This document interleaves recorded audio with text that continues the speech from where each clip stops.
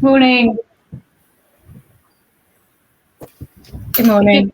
We're just going to wait just another minute and just see if we've got any more people joining. There seem to be a few people just probably grabbing their teas and coffees and getting themselves comfortable. We'll just wait a couple more moments.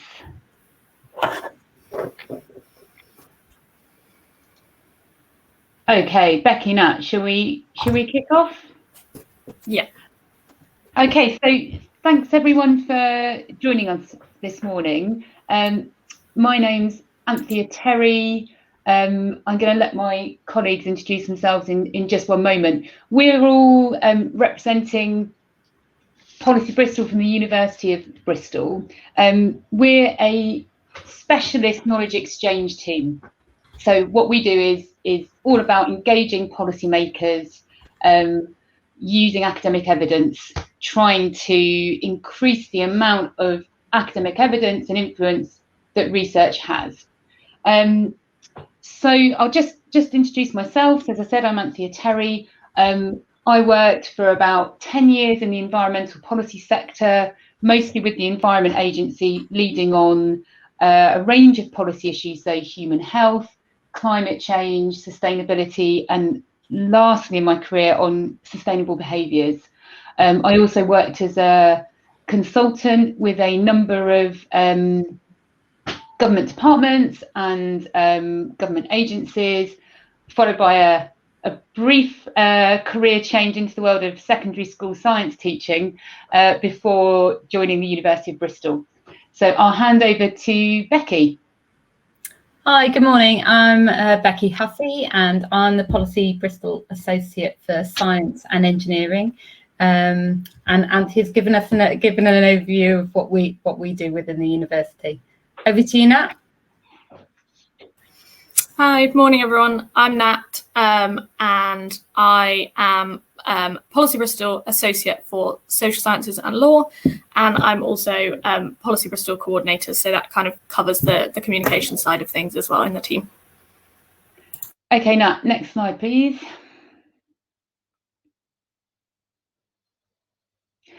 So I've said very briefly what Policy Bristol do. So really, the fundamental purpose of our team is to improve the interactions and build interactions between academics and policymakers at all stages of the research cycle. So it can be kind of pre-research, helping to understand different evidence needs. So both, using external perspectives to shape research projects and helping policymakers to frame their research questions. It could be co-produced research, so it could be during the research project, and a lot of our work at the end where we're getting to the stage of research outputs and taking those outputs and using them to try and engage with government or other stakeholders related to policy making. Next slide, please, Nat. Thank you very much. A really brief bit of housekeeping. We normally, this is a bit of a new experience for us.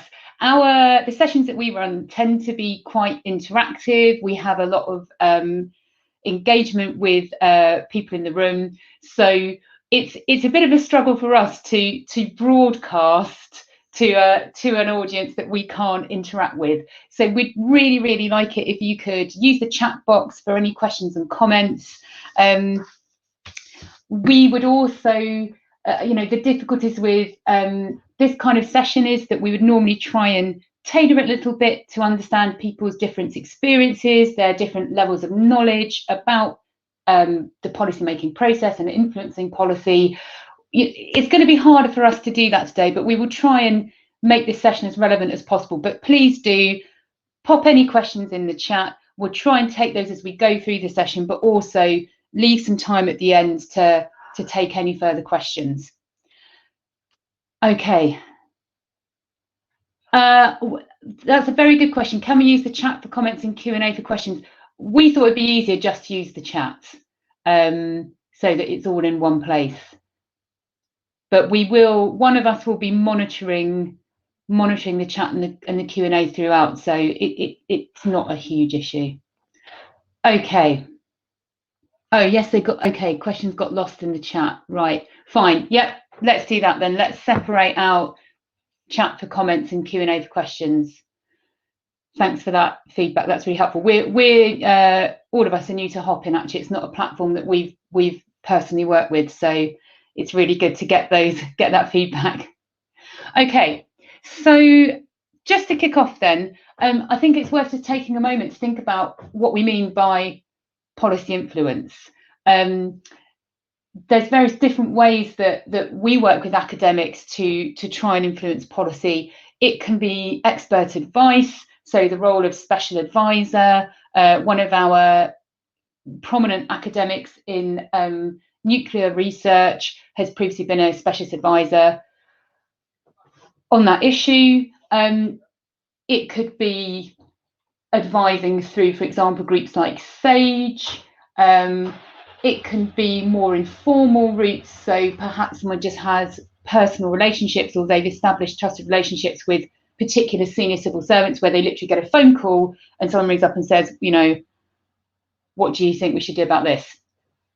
A key role there is the ability of an academic to step beyond perhaps their particular research area and try and interpret evidence for government, whilst also making it very clear the caveats around what is and isn't known. It can be to inform policy decisions, so new legislation, new regulation, new guidelines. More broadly, it can be about trying to change the debate or frame the debate, so perhaps on a particular issue, draw in aspects that have been missed. We would also consider policy influence to be, you know, on the more operational delivery side, so the delivery of public services, working with, you know, either regulators or operating bodies. For example, you know, we've worked with the Environment Agency, we work with water companies, we work with a lot of the NHS bodies, clinical care and commissioning trusts, as well as government departments and parliamentarians. Another area, a bit more broadly, can be around public understanding of policy issues. You know, we're all aware that public acceptability of policy options is hugely important, and we find that actually, you know, for new or potentially contentious areas of research, actually trying to engage with publics at an early stage, so that then when you're going to policymakers, you've got that rounded view, is really important. 5G technology would be one example where, you know, there has been, particularly in Bristol, a lot of controversy around that new technology. We've done some work to help understand public concerns and what the public views are, as well as engaging with regulators, government departments and industry. And then there can be the kind of policy influence around technologies or processes. So worth thinking about a really broad range of impacts there. I'm just going to jump in there. We've had a question from Jen Allerton, and she's interested to hear what you think. I think, please correct me if I'm wrong, Jen, in the chat. She's interested to know whether you feel policymakers are further behind the research in terms of, I think, evidence informing the policy debate. Is that, feel free to jump in the chat there, Nat, Jen, if you feel I haven't captured that properly. It's a really good question. Policy in general means policymakers further behind the research. I think sometimes where there are gaps is really around perhaps more fundamental research, where the implications of that research aren't made clear to the public. So I was thinking around things like data, so data algorithms. You know, whilst there might be some sort of, you know, general understanding from policymakers or the public around big data or the use of data algorithms, I think sometimes the researchers doing that real fundamental research are perhaps less inclined to engage and say, actually, do you realise that if we make this breakthrough, it will impact on everything we do? the researchers doing more applied research tend to do that quite naturally. I think sometimes as well, researchers, they get quite a narrow focus on what they're doing and how it can potentially translate to the real world, which is why this early engagement is so important.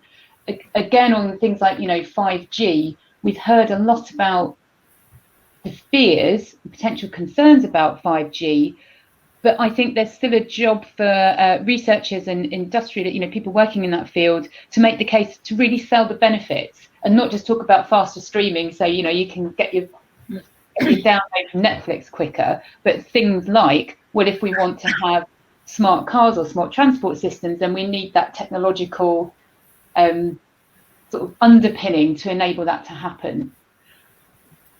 I don't know if that really answers the question. I think Jen has kind of clarified a little bit on which areas does it vary, in which areas does that research kind of inform where is there kind of gaps, and I think you've kind of responded to that, particularly around the emerging technologies aspects in your response. So yeah, sorry, I'll hand back over to you.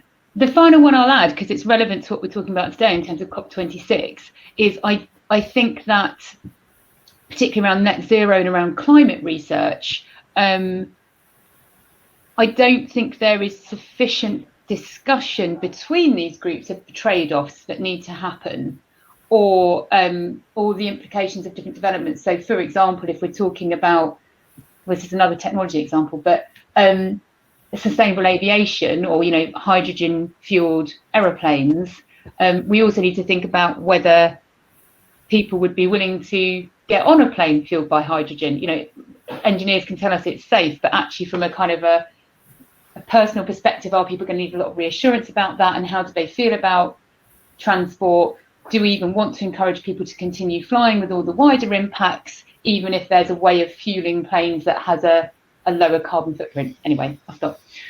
Okay, shall we move on?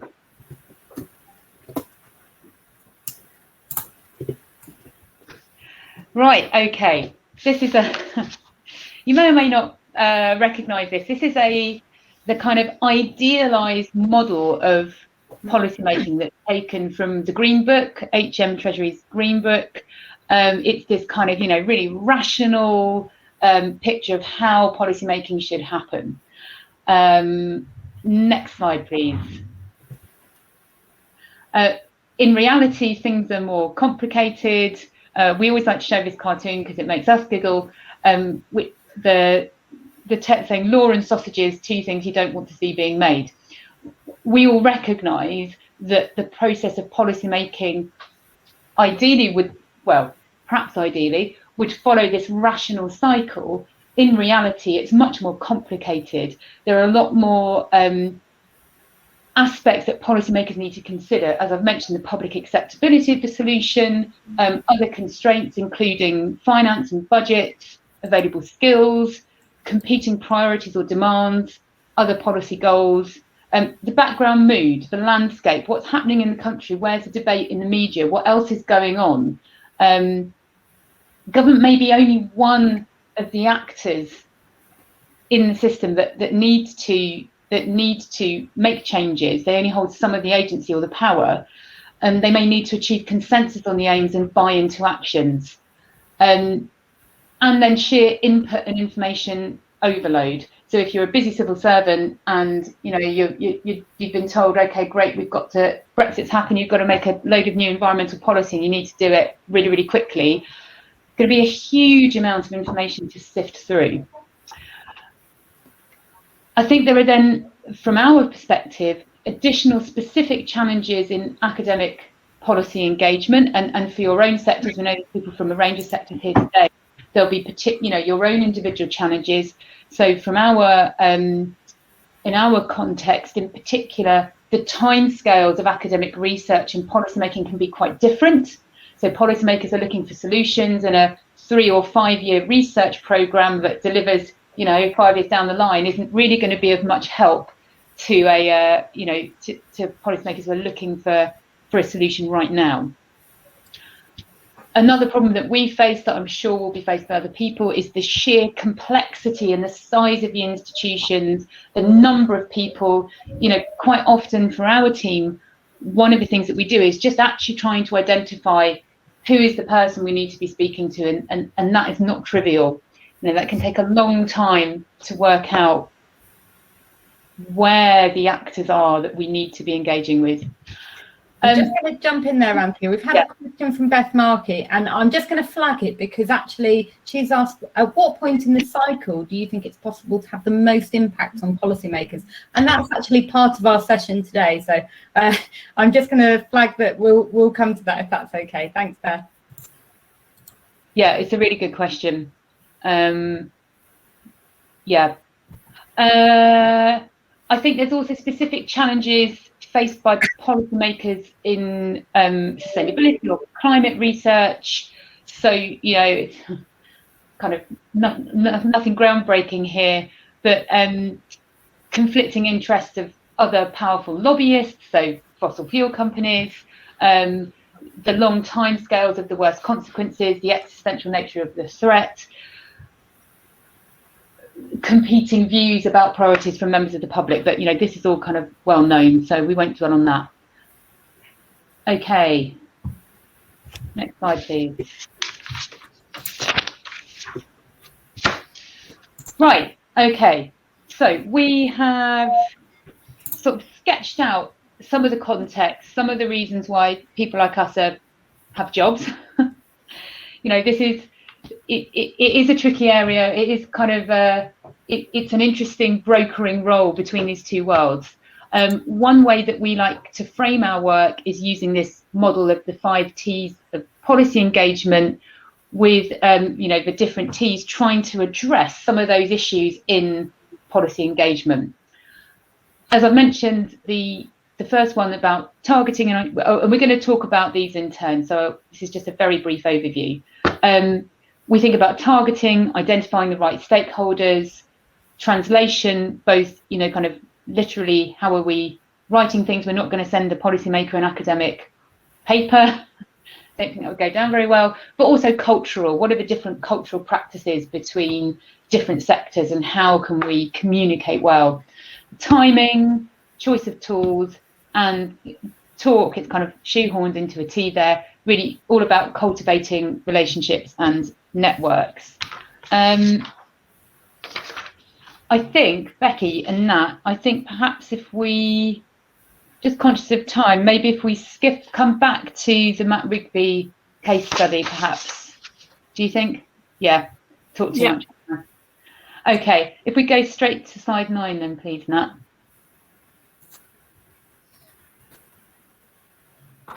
Yeah. Okay, so the first thing that where we would normally pause and do this as an interactive activity, and it would be great to, if anyone wants to contribute anything in the chat or in the Q&A, is the starting point for successful engagement is to be really, really clear about why you are doing it. And this is, I know that sounds obvious, but you'd be amazed how many times we speak to academics, and through the course of a conversation, it becomes clear that the reason they're doing it is just because they're interested in their research and they want to talk about it. And whilst that is, that is one positive objective, really, if you're going to engage a busy policymaker, you need to be very, very clear about what you want to say to them, and really importantly, what do you want to happen as a result? What needs to change? It's the so what question. Lovely research, brilliant. So what? What do you want to happen? This is really particularly important with climate research, net zero in the lead up to COP26, because there's so much activity. I was going to do a slide, but I ran out of time. I googled yesterday COP26 just to look at all the different news headlines, and there's so much stuff coming out. So it's really important to have a targeted message, to be really clear about why you're doing it, to maximise your chances of having an impact. So we were just going to kind of pause for a few minutes and just give an opportunity in the chat or in the Q&A to think about really articulating clearly what you want to see happen as a result of your policy engagement activities. And if nothing comes in, we'll talk through an example.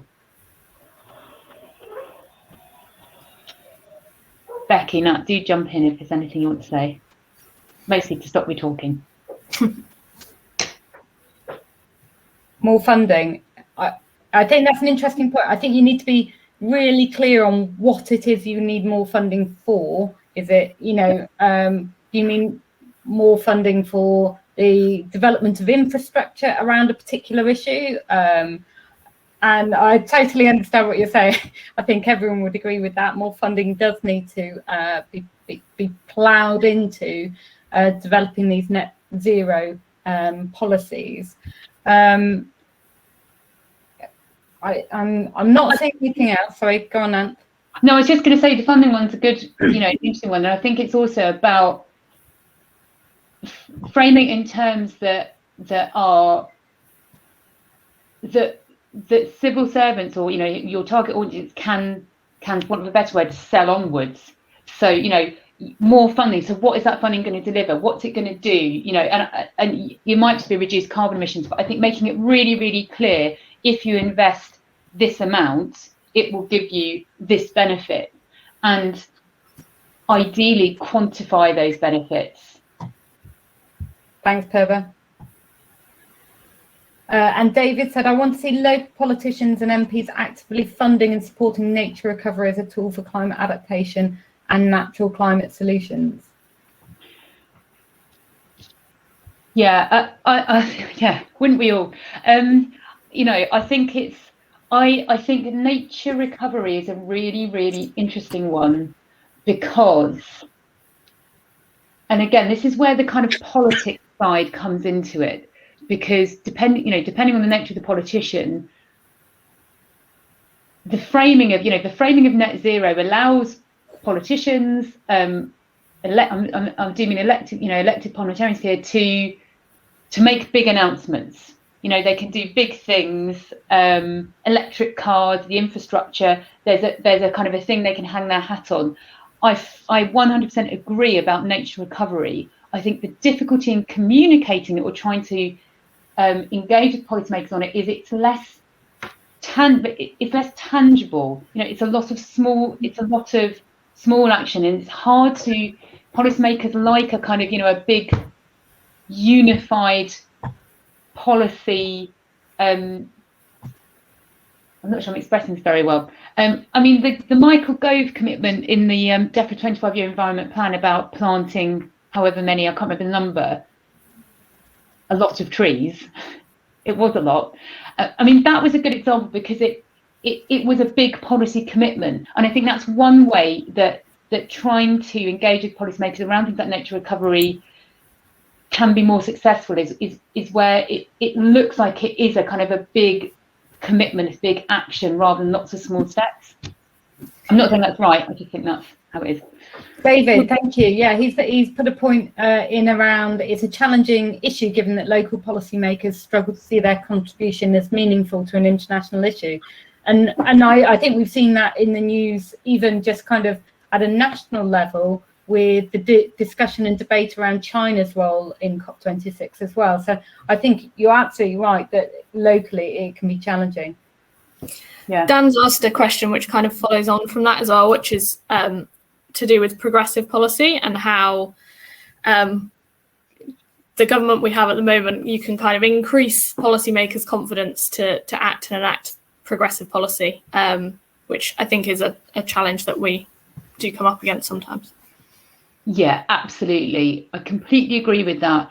And I think this, for me, is where building in at a really early stage, the public engagement is very important, and kind of quite deep public engagement. So not just polling views, because, if you ask, if you ask people what they think about something, they're just going to give you an off the cuff reply. But if you do kind of, thoughtful public engagement over a period of time, where you can actually speak to people, you can try to understand their perspectives and how they might be influenced or how they might change, and you can then say to government, or pathfinder projects, you do these on a small scale, do case studies and say, right, we've done this, working with people to find an acceptable solution, and this is how you approach it. So I think that's one way of doing that. So I think, so I guess what I'm trying to say is having more than one voice, or it could be industry partners, sorry. I was just looking at the chat, and I think that the point you're making there about having more than one voice, I think teams with what Laura Williams is saying in kind of trying to not sound like a broken record when you're trying to make a point. And what I think is interesting about that is, and we'll come on to it later, is around timing. So timing can often be the key. Having all your kind of policy engagement resources and tools and everything ready to go, so that when that opportunity comes along, whether it be through kind of media public interest in an issue, you're all ready to go. And it can be quite tricky when you're kind of feeling like a broken record. But I think that's where that kind of timing issue plays in. And I see Kathy Fawcett says, do the asks need to be clearly actionable? And that's another point that we will be coming on to. But absolutely, where you can really identify those actors and tell them what it is they should be doing, making that recommendation really specific is so helpful, because they don't then need to translate that into a policy recommendation themselves. Yeah. I'm just picking up on a question that came in from Grace Walker. Are you more likely to have success if you reach out to assistants or support staff? And obviously we'll come into that will come into kind of that talk element, the cultivating relationships. But I think that's all very dependent on how interested a policy actor is in the particular issue. But I think we've got to also remember that, policy actors and policymakers go beyond MPs. We're not just talking about MPs. And quite a lot of the time, in terms of talking to MPs, it is useful to engage with their assistants and their support staff, because they really do have the ear of that MP. I'm conscious of time. Do you think it's worth moving on, or should we come back to some of these questions at the end? I was just going to quickly answer 2 more questions and then we can move on. Then you can tell me to stop. Okay, so do you think your job has been made harder because of the rhetoric from certain parties during Brexit, but no one wants to hear from so-called experts? Well, it's a good question. It was Michael Gove, wasn't it, who famously said no one wants to hear from experts anymore. I'm paraphrasing badly. I mean, I think for a start, there's different audiences. In my experience, civil servants, non-elected policymakers are extremely receptive. They are what they want is digestible information. So they don't want 10 pages of an output. They want something that's meaningful, that's relevant to the things they're actually working on. But they are very, very receptive to it, and there has been no change there. In fact, if anything, I think the demand just increases. I think COVID has changed the nature of the debate about scientific expertise. I think there's been some negative responses there, but I would say by and large, I would think overall the profile is far more positive. The role of the expert is riding high. Right, yeah, quite. There's probably more to say on that one, but we'll leave it for the moment. Do we work with regulators? Yes, we do. And actually, that work I briefly mentioned about 5G, that was an interesting piece of work where there is, where it was a multi-stakeholder network. So it was including regulator, industry, local government, and some public groups. Right, let's actually move on now then. Sorry. We do like talking about this. Do you need? No, this is just. Andy is very kindly handing over to me here, so I can chat and probably talk too much as well about translation and targeting. So as we've said, that we focus our policy engagement strategy around these 5 T's. And I'm going to talk to you a little bit about targeting. And I do apologise if I'm kind of preaching to the converted, as I'm sure you can appreciate. We're not sure on the attendance and level of understanding around policy engagement. So I'm going to start fairly basic. If you wouldn't mind moving on, thanks, Nat. So when we start working with any academic, we really try to kind of help them to think about who it is they're trying to engage with. So that initial exercise of identifying what your policy objectives are and articulating that is really helpful to then identifying who it is you should be engaging with. And we tend to ask these questions of people, who will use your research? Who's going to be affected by them? Who's going to be interested in your work? And that might be groups or organisation who your work comes into conflict with as well. So you kind of, we have work on nuclear within the university, and that can often be a volatile subject where you've got strong opinions and groups acting on who act on both sides within that. Questions around, will the impacts be local, regional, national or international? Because that can shape who you're really engaging with. Who's going to be responsible for delivering any changes or policy actions that you're asking for? Who else is working in this space? Who shares your aims and objectives? Because like we were saying earlier, if you can pull more people into that discussion and echoing your perspectives, you're likely to have a much stronger influence on that debate and policy regime. And so who else, we're talking about policymakers, and we often just think of MPs and the government, but actually what we've got to think about is lobbying groups, charities, what other groups and individuals are respected voices on these issues. Can we influence their policy agenda by engaging with them as well? Becky, I'm just going to jump in there. Nikki, really good point in the chat that not everyone is an academic or researcher. We totally appreciate that. And I think what I would say is that anytime we say academics, I think you could just sort of transfer what we're saying and just think in terms of evidence. So it might be evidence based on academic research, but it equally could be evidence based on professional experience. So I think that I would hope that everything that we're saying would still apply, even if we're using that terminology. Yes, I do apologise, Nikki. I'm trying to use the term work because actually your work will be, they're the same questions you kind of need to be asking. Nat, if you wouldn't mind moving on, that would be really helpful. So I'm going to choose an example for an academic that we worked with. I apologise on this, but I'm sure you can appreciate what I'm trying to illustrate through this example I'm using here. So I recently worked with an academic whose research examines the impacts of extreme heat events on health. So just as a little activity, what I would normally do is ask people to think about, well, who's going to be interested in what you've got to think about those questions, which policy actors and influencers are going to be interested in this. So I'm just going to throw this into the chat.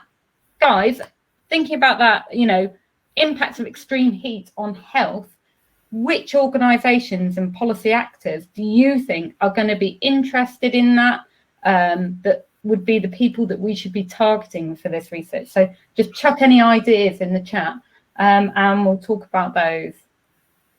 And if I don't get anything, I'll just talk through them.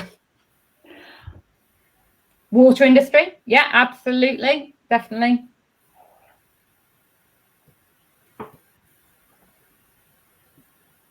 Just give it another minute or so. Public Health England, yeah. NFU farming, yeah, okay. World Health Organization, absolutely. So we're getting Local authorities, public health and NHS, charities like Age Concern, absolutely. UK Health Alliance on climate change, yeah. So we're elected mayors, yeah. So I think if you think about those examples, you can begin to see that actually you've got a huge number of organisations that you could be targeting with your work. And by pulling some of those people together, you could start a dialogue around it. So, you know, you've already identified NHS, but for the you'd be thinking about the Department for Health and Social Care, clinical commissioning groups, local authorities, that's mentioned there, Public Health England, Ministers for Health and Social Care as well, DEFRA, the Met Office, Age UK or Age Concern, Care England, which is a trade association for care homes and things like that. So it's kind of thinking about the really big picture. Now, what I kind of want to note there is that, you know, you've got this big list of organisations, and some of them can seem like a bit of a monolith, particularly things like DHSC and DEFRA. And so what I think once you've identified your big list of policy actors and influencers, I think, you know, it's then a case of drilling down to work out who it is you need to engage with within these organisations. That's where I tend to start stalking on LinkedIn and just throwing in key terms associated with that government department potentially and the piece of work that you're interested in sharing with them. And what you'll quite often do is find, you know, a group of individuals who you're then able to email, and, you know, you might not hit the right person straight away, but what more often than not happens is you then get passed on to the person in the evidence group or directorate that actually you need to be engaging with. Another suggestion that I would make is looking for published reports by that organisation and linked to the area that you're interested in. And what we'll normally find within those published reports is a mailbox address where you can email them. And again, you're not necessarily going to get the right person straight away, but you'll normally be passed on to the right person after a couple of goes. So I would thoroughly recommend those ways of approaching those big organisations where it can feel a little bit overwhelming to engage with them. So once you've kind of sorry, Nat, if you wouldn't mind moving on. Again, many of you might be familiar with this interest and influence matrix. You've got your big list of, sorry, I realise I'm using my hands a lot here. You've got your big list of organisations. It's then thinking about which ones have the biggest interest and the biggest influence. And then they're the ones that you're going to be engaging the most closely with, that you're going to try and cultivate the best relationships with, and engaging with them and using your whole repertoire of tools to engage with them. And that will come on to kind of tools later on in the session. And then, you know, you're going to have some within there that are going to be, you know, really interested, but have very little influence. So you're going to spend less time on those individuals.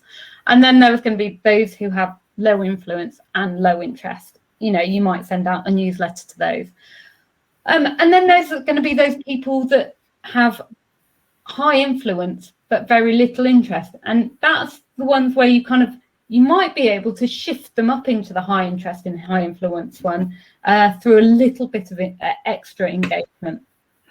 Becky, I can just see a question from Jen Allison about those whose interest is opposed to yours.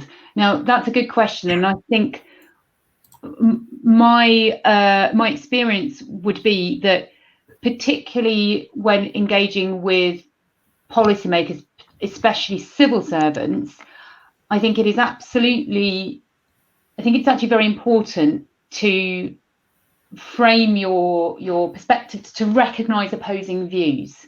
And as you can imagine, with, you know, from our perspective from academia, there can be literally conflicting evidence, and I think that that civil servants actually want that. What they want is as rounded a view as possible. And if you're able to give that to them, if you're able to, or even to address in your communication, you can frame it as a rebuttal if that's a way that's more comfortable. But if you can anticipate the counter arguments that they will receive, perhaps directly from a minister, if you were going to try and lobby Priti Patel for, relaxing approaches to immigration, you're going to have to go in armed with those perspectives of, well, how am I going to come back to this? And I think it makes you more credible in the eyes of policymakers if you anticipate the opposing views.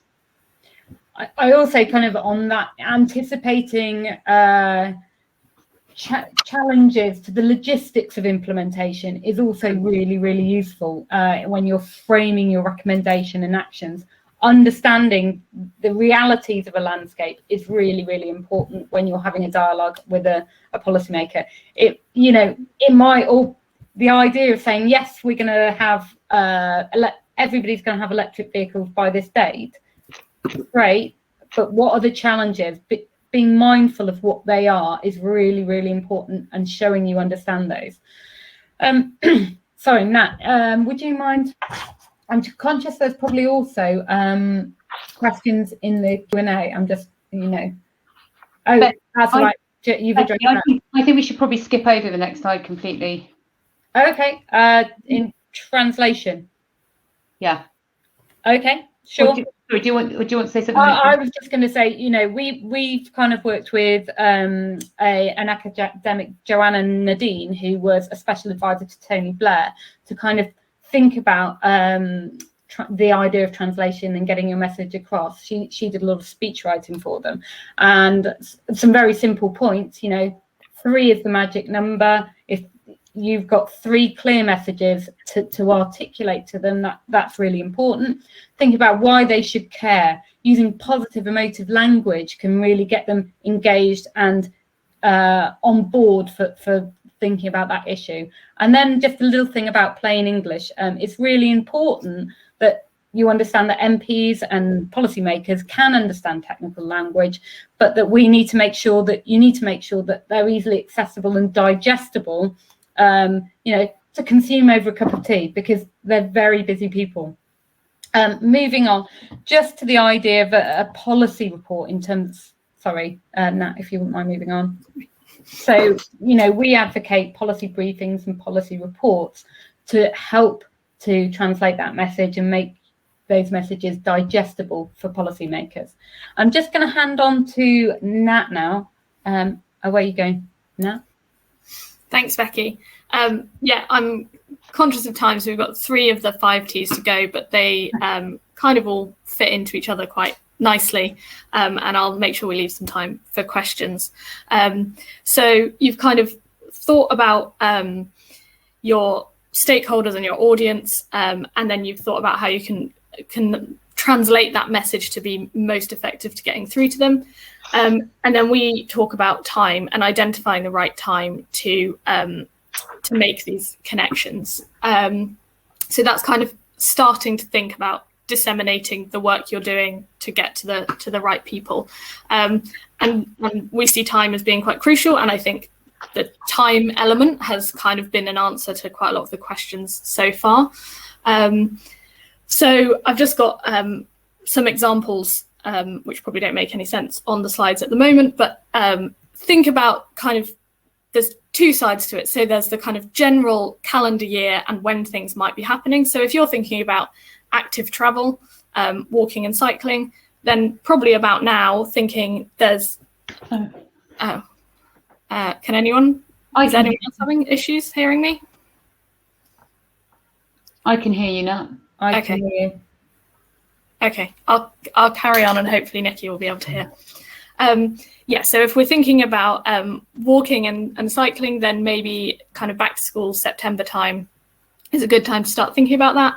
Meat production, everyone's going to be trying to order their turkeys in time for December, fingers crossed. So if you're doing work on meat production, you might think run up to Christmas. That's quite a good time to be thinking about these things. And then there's also the kind of I guess it's a less nice thing to think about, but especially when it comes to climate, there's quite a lot of events that happen in the world that are good to be prepared to get your work in front of policymakers. And I think going back to the question about views that are opposed, this is when it can be quite a good time to get your work in front of policymakers, because things like flooding, for example, things that will come up in the climate sphere that you want to be prepared to kind of finding the right phrase is difficult, because jump on and make the most of and what have you obviously doesn't work when we're talking about natural disasters, but hopefully you kind of get the point I'm making. And another example actually I thought of when we were having these discussions was, which doesn't fit for climate, but the kind of free school meals debate. Nobody probably would have seen that to have blown up quite as much as it did. But if you have some kind of progressive policy that you think the government will be opposed to, you never know when the time might actually be right to start making those connections. And then I'd also say it's about thinking about stopping as much as it's thinking about going. And I think we've really had that highlighted over the last 18 months with COVID, especially kind of March, April, when it was all first starting to happen. Policymakers just didn't have capacity to be thinking about things that weren't emergency planning. So there was a time when actually the best advice we could give was hold back, think about the outputs that you might be creating, and then think about when to pounce on that. And then thinking about kind of COP26 specifically, it's a bit like Anthea said at the start, there's so much going on right now and there's so many good opportunities to engage, but it can be quite daunting. And I'd just say with timing, don't forget that COP doesn't end when COP ends. It will be a long process. There'll be commitments, there'll be objectives and what have you, and there will be time to think about that afterwards as well. So hopefully that outlines time. And kind of a large part of how we try and think about when the best time to engage is through horizon scanning, things that probably people might be aware of. So it's looking at government consultations and inquiries, select committee inquiries, and they go quite nicely with areas of research interest. So government departments will quite often publish what their objectives are. Often you'll see relevant inquiries alongside them. And if you're aware of those, that's a really great way of knowing whether your work is a priority in certain departments. It's about keeping up to date with parliamentary business. So upcoming debates, if you've got a report and you can see that it's going to be debated in Parliament, probably a good time to get it in front of policymakers before then, so they can see your arguments and use the evidence that you present to them. Same with elections, new appointments, changes. It's good to be ahead of them. I just highlight the Parliamentary Office of Science and Technology. They've got a knowledge exchange unit, which are really helpful at kind of outlining all of this, which you can find online. And then also thinking about local and devolved administrations. So quite often they'll have, someone mentioned elected mayors earlier, there's lots of activity going on at local level or in devolved administrations. So yeah, if you don't find that the national discussion is necessarily complementary to your research, definitely doesn't mean that there might not be something going on at a local level. I'm just going to add something. We will cover this, but just really quickly on timing. If, you know, for example, so there are many areas that we consciously decided not to take forward active engagement on because of COVID, as you'd imagine. But that's not to say that you can't do a huge amount of valuable work during that time. So with a briefing, for example, personally, I think that one of the main benefits of doing a policy briefing is because it forces you to develop very concise, clear messages and have and really focus on what it is you're calling for to happen. So just going through that process in itself is extremely valuable. There can also be some really helpful kind of network development. So perhaps not directly policymakers, but other people with shared interests. I think also with a briefing, if it's digital, you can kind of give it a footprint in its own right. So blogging, videos, tweets, etc., so that there starts to be a kind of, a broader footprint around a piece of work that people can then refer back to. And you'd be amazed. I've frequently been surprised in my years of working at this interface with how often things like blogs will get cited and actually can build up quite a large amount of influence. All of that background work can take place even if the moment isn't quite right to do full-on policy engagement. Yeah, definitely. Thanks, Anthea. It's about building a kind of a portfolio that you have, and you can do that regardless of when the time is right or not. And Anthea actually just covered quite a lot of the tools that we say about using. No, it's good. It saved me a slide. So thinking about social media, events and roundtables, and that might be, think tanks often have really great events with policymakers going, or it might be that you want to arrange your own event if you're confident you've got people who will want to come. And then there's briefings and reports, media channels. I just make a quick point on tools, which links with talk as well, is don't be afraid to kind of understand where your skills lie as well. Not everybody wants to go and talk in front of the media, and that's totally fine. There's like other avenues that you'll be able to use. So try and get a rounded selection, but think about where your skills lie in that. And then we'll just quickly go on to talk. My computer clock is actually faster than the real time, so that's good. So then it's talking about talk, which is about cultivating those relationships and networks. And yeah, I kind of think if you've done the other four well, then talk kind of happens quite naturally. And it shouldn't sort of be thought about as the final thing to do at the end, but think about this as kind of happening alongside everything that's going on. It's kind of complementary, especially to tools. So the main thing that I think I would highlight is that it's not a linear process. It will change and develop. There's not kind of one right way to go about doing it. You'll find that some avenues of cultivating these networks and relationships are more effective than others. But yeah, making time at the start of engaging with policy to kind of go back and think about the influence and interest matrix that we talked about. Who are your key players? Who do you really want to spend that time making those connections with? What relationships are worth maintaining?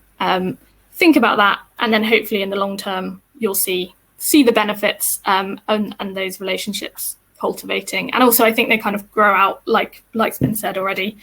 You might not think you found the right person to start off with, but our experience is that people are very happy to point you in the right direction of the right people that you should be talking to.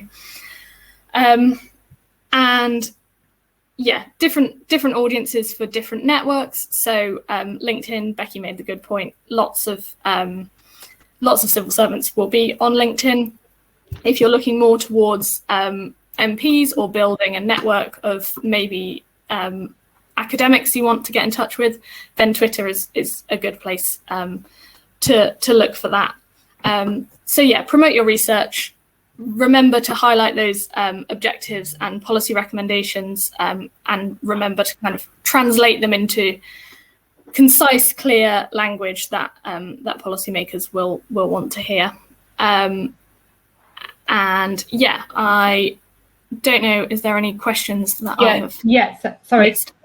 So David, so there's two actually. Jen, I've responded to yours in the chat. Basically, she's asked, are there areas where policymakers feel research is less relevant, e.g. social science areas? Actually, I've said in the chat that if you take a look at the newly published ARIs for government departments, there is a much greater emphasis on social science evidence informing those that policy making.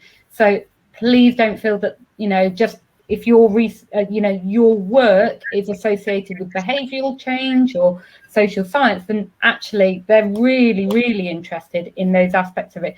Thinking about the economics, they're really interested in thinking about how the economic impacts of potential policy changes might, those impacts might occur. Yeah, in fact, I'd argue that sometimes, I think it's almost the other way, actually. I think sometimes it's harder to make the case with straight science because government is so interested in the social aspect and the economic aspect that you almost have to build that in, even if you're talking about pure science. And then we've got a question from David. How do you best break through the impasse with issues and projects where results will arrive outside the lifetime of Parliament? I think we've touched on that a little bit, but thinking about, engaging with civil servants, because they haven't got that kind of sell-by date that MPs potentially have. So they're in those roles. And then they're less influenced by the cycle of Parliament. Anthea? I was just going to say, I think there was a broader point that I think is particularly relevant for some of the in the world of sort of environment and climate, where I think it's actually worth, to a certain point, stepping back and thinking about where on the spectrum of pragmatism versus idealism do you sit, and how comfortable are you in reframing some of your points, some of your arguments to capture the interest of policymakers or politicians. Now, I'm not saying either one is right, and I think actually for some issues, so for example, where there are issues where the benefit is going to be for future generations, I think it's worth being explicit about that, because there are, that argument will hold weight. Lots of people do care. Most people do care about the lives of their children and their grandchildren, or the children that they know and the grandchildren that they know will exist. So those arguments can carry weight. But it is worth, it's worth kind of bearing that in mind. Because one of the things I was going to say is, with the policy briefings, for example, another way of making them relevant is to try and, always try and, you can think about how what you want, or how your messages fit with government priorities. So levelling up, that's a policy agenda that's being talked about a huge amount. No one quite knows what it means.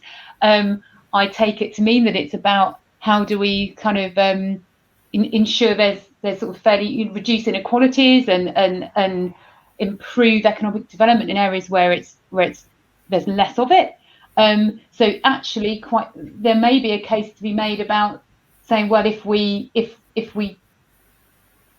invest in nature restoration, that might create some jobs, or it's going to have other, there's ways to connect what you want with what government is interested in, if you are comfortable to do that. I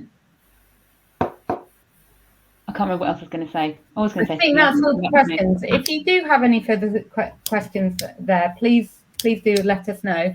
And we're all, Nat, do you want to move on to the last slide just to share our email address? So we've got an email address there, and we're always interested to kind of hear from people and kind of build our networks as well. So do feel free to reach out. Am I allowed to say one last thing? Just on policy briefings, because everyone loves to do policy briefings or kind of glossy things. And there was a point about it earlier in the chat about how do you make them stand out when people are swamped with them. And it's a very good question. It's a difficult thing to do. I think, I wouldn't say don't do them, because they are useful, but there's a tendency to produce a briefing and then think you've done the work. The briefing is not the work. The briefing is a starting point, and really, one good conversation face to face with someone can lead to far greater impact down the line. So by all means do a briefing, but don't think that's it, job done, put your feet up, have a cup of tea, I've done a great briefing. If you are going to do a briefing though, make it look nice. Pictures are good. Everyone likes something that looks nice, that draws you in, especially pictures of people. Case studies are brilliant.